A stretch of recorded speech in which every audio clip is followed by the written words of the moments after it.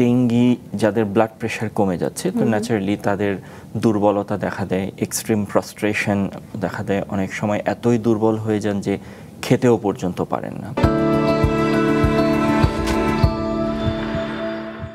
আপনি বললেন ম্যানেজমেন্ট প্রায় কাছাকাছি চিকিৎসা ব্যবস্থা, কিন্তু লক্ষণ কি আলাদা কোনো কিছু থেকে বোঝা যায়?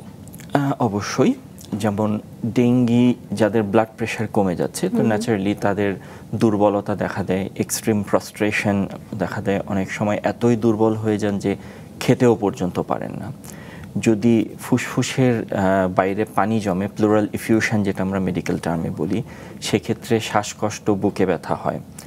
ব্লাড প্রেশার বেশি কমে গেলে কিডনি এফেক্টেড হতে পারে, তখন প্রস্রাব কমে যায় এবং শরীরে বিভিন্ন জায়গায় সিভিয়ার ডেঙ্গির কারণে পানি জমে যেতে পারে, যেমন পেটে, আমরা অলরেডি ফুসফুসের কথা বললাম, এরকম সিচুয়েশনে অনেক সময় হার্টের চারপাশেও পানি জমে যায়।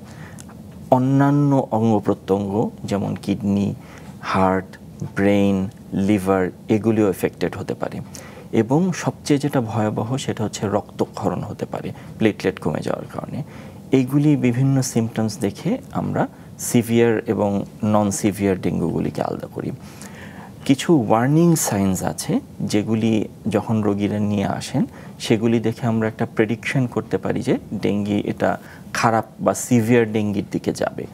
যেমন বমি বমি ভাব হওয়া বা দিনে 3 বারের বেশি বমি হওয়া, ডায়রিয়া হওয়া দিনে 3 বারের বেশি, একদম পাতলা পায়খানা হওয়া, প্রচণ্ড পেটে ব্যথা হয়। এছাড়া বিভিন্ন জায়গা থেকে রক্তক্ষরণ হতে পারে, সেটা দাঁতের গোড়া থেকে শুরু করে প্রস্রাব পায়খানার সাথেও হতে পারে। লিভার ফাংশন একদম ক্লিনিক্যালি অনেকের জন্ডিস দেখা যায় বা পরীক্ষা করলে দেখা যায় লিভার ফাংশন খুব গ্রসলি অল্টার্ড থাকে। এরকম বিভিন্ন 7টি যে ওয়ার্নিং সাইন্সের কথা বললাম সেগুলি দেখে আমরা একটা প্রেডিকশন করতে পারি যে এটা সিভিয়ার ডেঙ্গির দিকে যাচ্ছে অথবা যেতে পারে।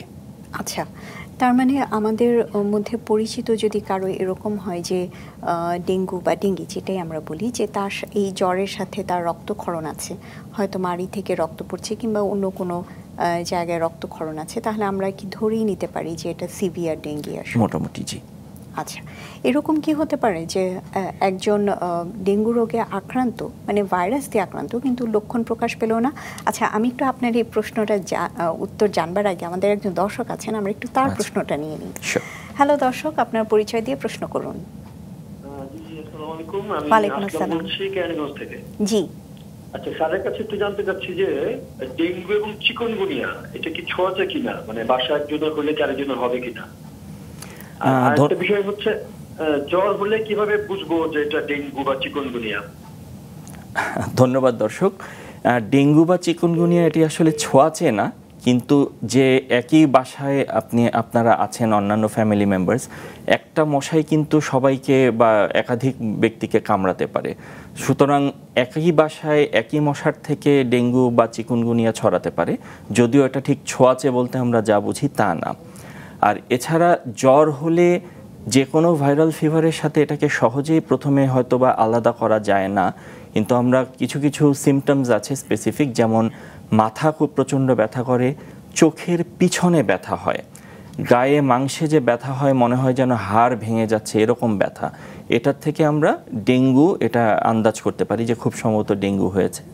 এছাড়া একটু আগে বললাম যেটা, যে জয়েন্টস আমাদের বিশেষত হাতের এই ছোট ছোট জয়েন্টগুলি বা পায়ের পাতার জয়েন্টগুলি ব্যথা হওয়া, প্রচণ্ড ব্যথা হওয়া এবং অনেকে মুট করতে পারে না, নাড়াচাড়ায় সমস্যা হয়, এরকম হলে চিকুনগুনিয়া হওয়ার পসিবিলিটিটা বেশি মনে হয়, কিন্তু কনফার্ম অবশ্যই করতে হবে পরীক্ষার মাধ্যমে।